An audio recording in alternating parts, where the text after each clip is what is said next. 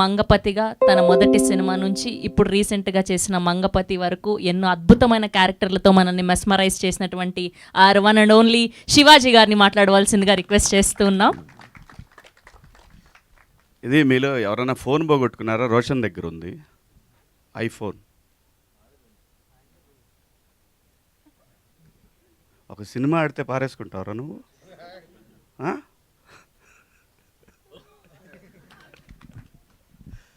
అందరికీ నమస్కారం. మీడియా మిత్రులకు, పాత్రికేయ సోదరులకు అందరికీ పేరు పేరున నమస్కారం.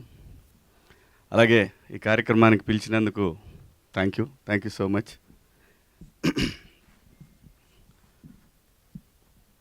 చదువు అంటే చాలా ఇష్టం అండి నాకు, కానీ చదువుకోవాలనుకున్నప్పుడు గాలికి తిరిగాను ఎక్కువ. డెఫినెట్గా చదువు చాలా అవసరం, అనుమానమే లేదు. సహజంగా 10th క్లాస్ నుంచి ఇంటర్మీడియట్ డిగ్రీకి వచ్చే వరకు గాలి తిరుగుళ్ళన్నీ అవుతాయి. అయిపోయిన తర్వాత తెలుస్తుంది చదువు విలువ. అసలు ఎయిర్ అనే టైటిల్ పెట్టగానే నాకు అసలు చూడగానే ఇంకా ఆ రోజే ఆల్ ఇండియా ర్యాంకర్స్ అని ఎప్పుడైతే వీళ్ళు అనుకున్నారో ఆ రోజే ఈటీవీ విన్లో ఇంకొక పెద్ద బ్లాక్ బస్టర్ సిరీస్ 90sని కూడా క్రాస్ చేసే సిరీస్ రాబోతుందని నాకు అనిపించింది. ఎందుకంటే ప్రతి ఒక్కళ్ళు కనెక్ట్ అవుతారు దీనికి.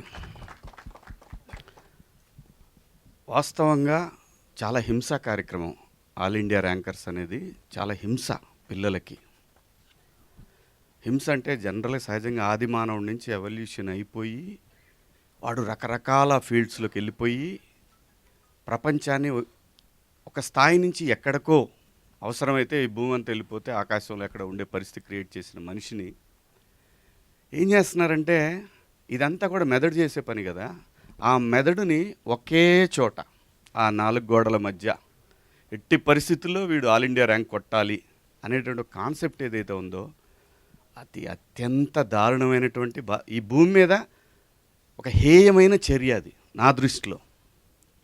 న్యాచురల్గా చదవాలి వాడు, న్యాచురల్గా వాడికి రావాలి, అప్పుడు వాడి బ్రెయిన్ బాగా పనిచేస్తుంది.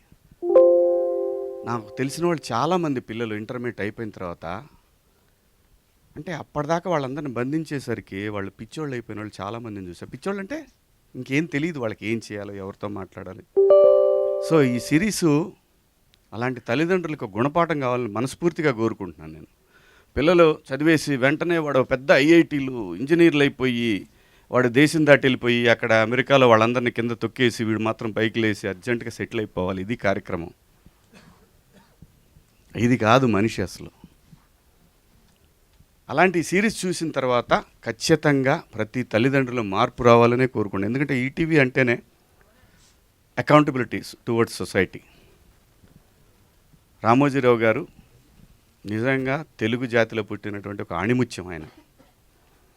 ఆయన సొసైటీ ఎలా ఉండాలి అని కలలు కన్నాడో, వాళ్ళ సంస్థల నుంచి వచ్చేటటువంటి ప్రతి ఒక్కటి కూడా మనం ఎంత గొప్ప కథలు తీసుకెళ్ళినా, ఎంత ఎంటర్టైన్మెంట్ కథలు తీసుకెళ్ళినా వాళ్ళు end of the day message అనేది ఒకటి మాత్రం ఖచ్చితంగా కోరుకుంటారు వాళ్ళు. అది లేకుండా వాళ్ళ కంటెంట్ ఉండదు, ఉండాలి. అలాగే నాకు ఈ మధ్య తెలుగు అనేది వదిలేస్తున్నాను. నేను స్క్రిప్ట్లో కూడా ఇంగ్లీష్ అని రాస్తున్నారు, నాకు బుర్ర పాడైపోతుంది. తెలుగు మాతృభాషలో ఉండేటటువంటి కిక్కు. మీరు జంధ్యాల గారి సినిమాలో కామెడీ ఇప్పుడు ఏమన్నా చేయమని చూద్దాం. తెలుగుని మర్చిపోతున్నారు. ప్లీజ్ దయచేసి ఖచ్చితంగా ఇంగ్లీష్ కావాలి, కానీ స్క్రిప్ట్లు తెలుగులో మ్యాక్సిమం రాసుకోండి.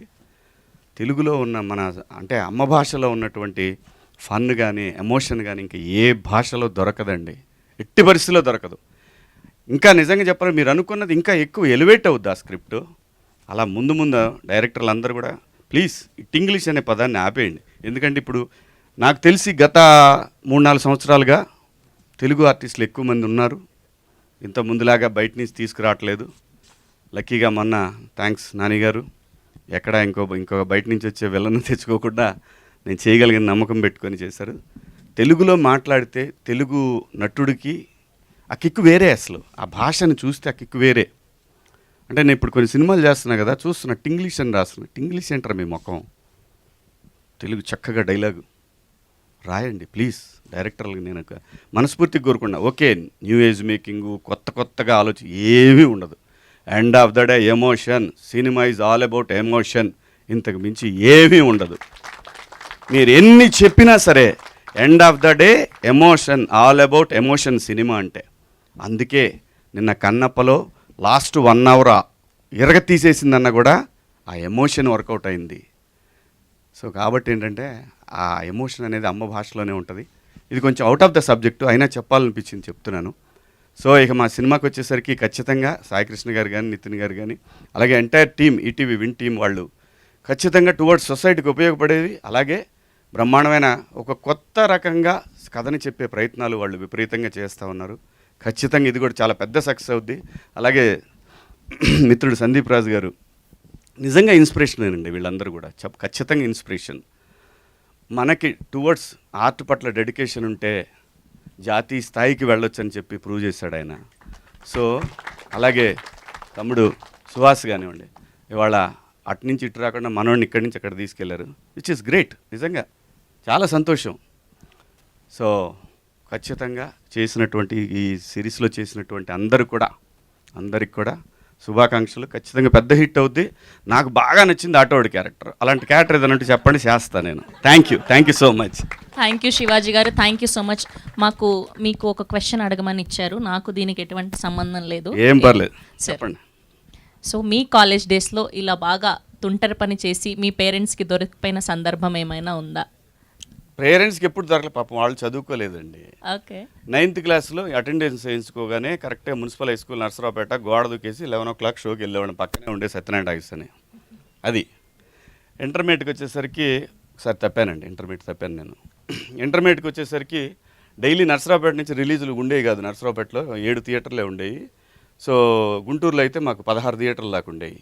Morning first show, second show 2 చూసి దొంగల బండికి దొనకొండ బండి ఉండేది, ఆ బండికి నర్సరావుపేట వచ్చేవాళ్ళం. ఇంతకు మించి ఏమీ లేదు, చదివింది లేదు, చచ్చింది లేదు, అన్ని అబద్ధాలు. ఆ తర్వాత నేను అప్పుడు కూడా కొంచెం ఎమోషనల్గానే మాట్లాడేవాడిని. అలా మా కాలేజ్ ఫంక్షన్లో కొంచెం ఎమోషనల్గా మాట్లాడాను. డిగ్రీ కాలేజ్ ఏమంటే మీరు చెప్తున్నారు కానీ అంతగా ఎక్కట్లేదండి అని అనేవాడిని. అంటే వాళ్ళలో లేదు లోపం, నేను అసలు విన్సేస్తే కదా. సో అలాసరికి సర్లే సెకండ్ ఇయర్ చూద్దాం, థర్డ్ ఇయర్ చూద్దాం అనుకున్నారు. అమ్మతోడు ఆ 2 సంవత్సరాలు చదివానండి నేను. వీళ్ళు నన్ను గట్టిగా పడతారనేసి. సో చదివింది తక్కువ, కానీ చదివితే చాలా బాగా చదివేవాడిని. సో చదవకుండానే ఇంత జ్ఞానాన్ని తెచ్చుకోగలిగారు. చదివాను తల్లి, డిగ్రీ కాదు ఫెయిల్ అయ్యాను అన్నారు కదా ఇంటర్ ఫస్ట్ ఇయర్. సో అలా ఫస్ట్ అటెంప్ట్ లోనే పాస్ అయ్యి ఉంటే 10th కూడా ఫెయిల్. అయ్యో 10th ఫెయిల్. మమ్మల్ని మించిన బేవర్స్ నా కొడుకులు ఈ భూమి మీద ఉండరు. సో ఇంత జ్ఞానోదయం అంటే నాతో పాటు మా జీవన్ కానీ మా బ్యాచ్ అంతా వేరే ఉంది, ఒక batch. Thank you sir, thank you so much. నేను అన్ని పాస్ చేశారు, ఫ్యాషన్ డిజైనింగ్ వరకు చదువుకున్నాను. సార్ రేపు